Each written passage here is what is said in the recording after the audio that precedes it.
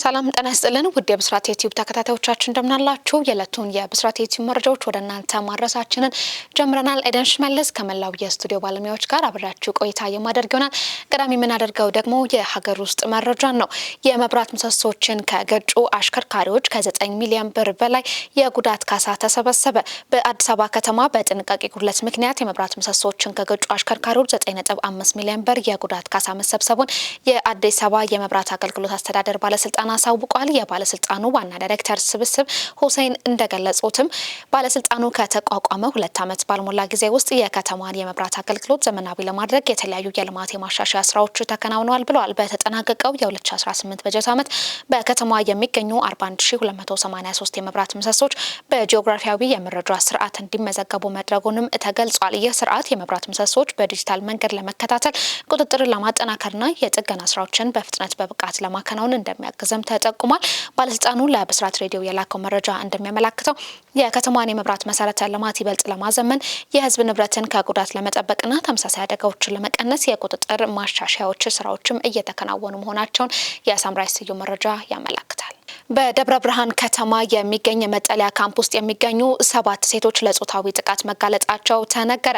በደብረ ብርሃን ከተማ በ2017 በጀት ዓመት በ26 ሴቶች ላይ ጾታዊ ጥቃት ተፈጽሞ እንደነበር የገለጸው የከተማው ሴቶችና ወጣቶች ማህበራዊ ጉዳይ መምሪያ በተጠናቀቀው የ2018 በጀት ዓመት ቁጥሩ ቀንሶ 14 ሴቶች ለጾታዊ ጥቃት መጋለጣቸው ጠቁሟል። ከ14ቱ ሴቶች መካከል 7ቱ በደብረ ብርሃን ከተማ መጠለያ ካምፕ ውስጥ የሚገኙ ተፈናቃዮች መሆናቸውን የመምሪያው ተወካይና የሴቶች ንቅናቄ ግንዛቤ ማስፋፊያ ቡድን መሪ አቶ በቀለ ገብረመድህን ለብስራት ሬዲዮ ተናግሯል።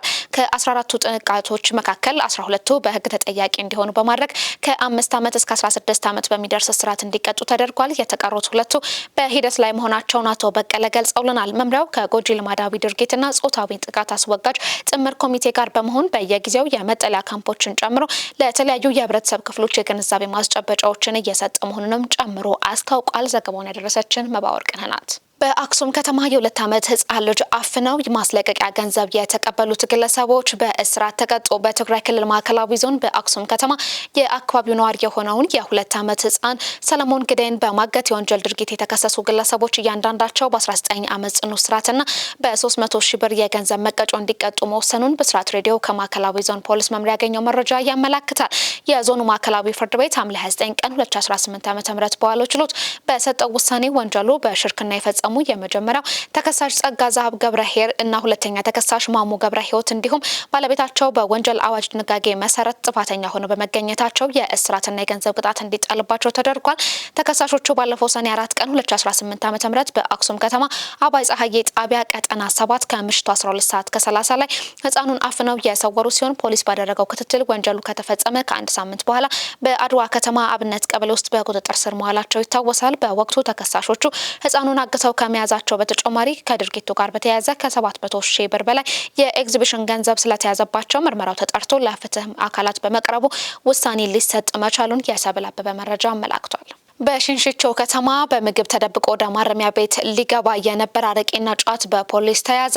በማዕከላዊ ኢትዮጵያ ክልል በሽንሽቾ ከተማ አስተዳደር ፖሊስ ጽሕፈት ቤት በተደረገ ጥብቅ ፍተሻ ወደ እስረኞች ማረፊያ ክፍል በምግብ ውስጥ ተደብቀው ሊገቡ የነበሩ በርካታ ነገሮች መያዛቸው ተገልጿል። የማዕከላዊ ኢትዮጵያ ክልል ፖሊስ የሚዲያ ክፍል ኃላፊ ምክትል ኮማንደር ታጁ ነጋሽ ከብስራት ሬዲዮ ጋር በነበራቸው ቆይታ እንደገለጹት ሐምሌ 29 ቀን 2018 ዓ.ም በዘመድ ጥየቃ ስም ወደ ተጠርጣሪዎች ማረፊያ ቤት ለመግባት የሞከሩ 2 ግለሰቦች ሲጋራና ጫት ለውዝ በምግብ ውስጥ ደብቀው እንዲሁም 1 ሊትር አረቄ የውሃ ማሸጊያ ውስጥ በማድረግና ውሃ በማስመሰል ለማስገባት ሲሞክሩ በፖሊስ ጥበቃ ፍተሻም እጅ ከፍንጅ መያዛቸውን ተናግረዋል። ህብረተሰቡም እንዲህ ያሉ ህገወጥ ድርጊቶች እንዳይፈጸምና እንዲያስቆምም የበኩሉን ሚና እንዲወጣ ጥሪ ቀርቧል። በተጨማሪም በማረሚያ ቤቶች የሚገኙ ተጠርጣሪዎችና ታራሚዎች ከክሱ ነጻ ሆነው ወደ ማህበረሰብ ተመልሰው አምራች ዜጎች እንዲሆኑ ሁሉም የበኩሉን አስተዋጽኦ ሊያበረክት ይገባል ሲሉ ኮማንደር ታጁ ነጋሽ ጨምረው ለብስራት ሬዲዮ ተናግረዋል። ዘገባው የሳምራይት ስዩም ነው። የኤር ኢንዲያን አዲሱ ኢትዮጵያዊ ዋና ስራ አስፈጻሚ በገንዘብ ኪሳራና የደህንነት ችግር ውስጥ ያለውን የአየር መንገድ የመታደግ ፈተና